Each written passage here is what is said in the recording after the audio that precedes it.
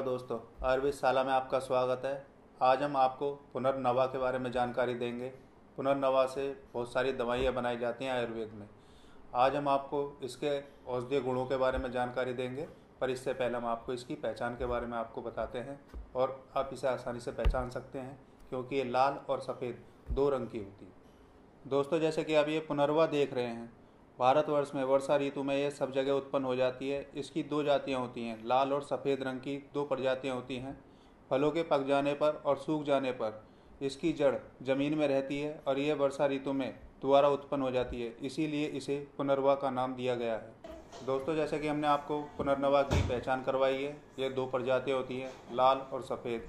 आपको ये भी बताया है कि ये ज़मीन में अपने आप ही उत्पन्न हो जाती है वर्षा ऋतु के दौरान, इसीलिए इसे पुनर्नवा का नाम दिया गया है।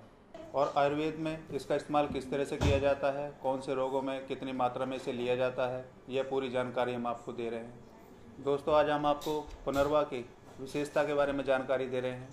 शरीर में किसी भी प्रकार के द्वारा अगर विष चला जाता है तो यह विष को पूरी तरह से ख़त्म कर देता है, चाहे वह विष सांप के द्वारा, कांटे द्वारा हो, या बिच्छू के द्वारा डंक मारने के द्वारा हो, या खाने में किसी प्रकार से कोई विष आपके शरीर में चला जाता है तो विशेष तौर से पुनर्वा का इस्तेमाल किया जाता है, क्योंकि यह सभी प्रकार के विषों को शरीर से दूर कर देता है, शरीर को स्वस्थ बनाता है और शरीर को सुंदर बनाता है। दोस्तों, पहला फ़ायदा आँखों के रोगियों के लिए है।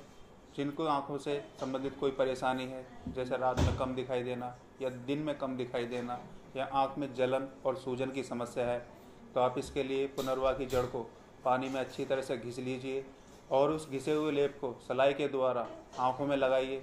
इससे आँखों की रोशनी भी बढ़ जाएगी, आँखों में जलन और सूजन की समस्या है तो वह भी ठीक हो जाएगी। अगला उपाय उनके लिए है जिन्हें आमवात की परेशानी है, जिनके जोड़ों में दर्द बना रहता है, जिसे गठिया रोग भी कहते हैं। इसके लिए आप पुनर्वा की जड़ का काढ़ा बनाइए 50 से 100 ग्राम की मात्रा में। कपूर का चूरन लीजिए 1 ग्राम, सौंठ लीजिए 1 ग्राम, और इन सबको मिलाकर आप 7 दिन तक इसका सेवन करिए। 7 दिन के सेवन में गठिया जोड़ पूरी तरह से ठीक हो जाता है। कुछ व्यक्तियों को कुछ समय लग जाता है, पर इससे बहुत फ़ायदा होता है। अगला उपाय उनके लिए है जिनके शरीर में खून की कमी है या एनीमिया की परेशानी है। आप इसके लिए पुनर्वा की जड़ लीजिए, मुनक्का लीजिए और हल्दी लीजिए। तीनों को बराबर मात्रा में मिलाकर पीस लीजिए और 1-1 चम्मच की मात्रा में आप दूध के साथ सुबह और शाम इसका सेवन करें। 25 से 30 दिन के अंदर शरीर से खून की कमी दूर हो जाती है।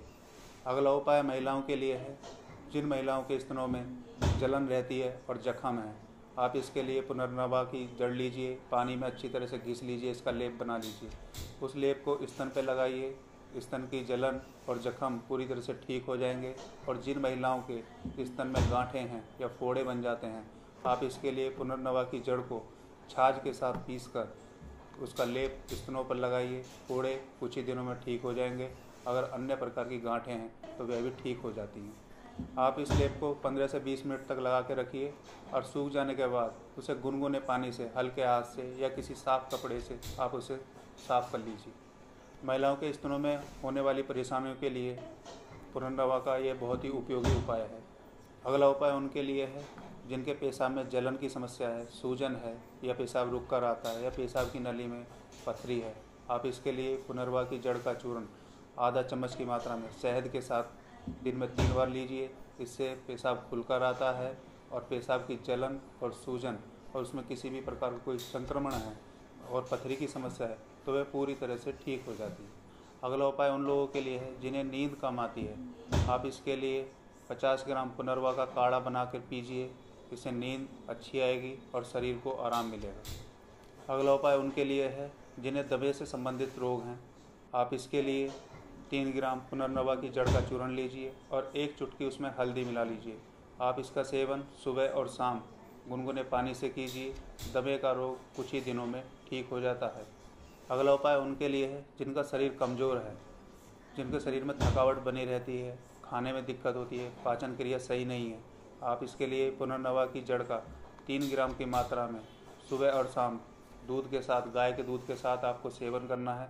इससे शरीर मजबूत बनेगा, शरीर में कार्य क्षमता भी बढ़ेगी।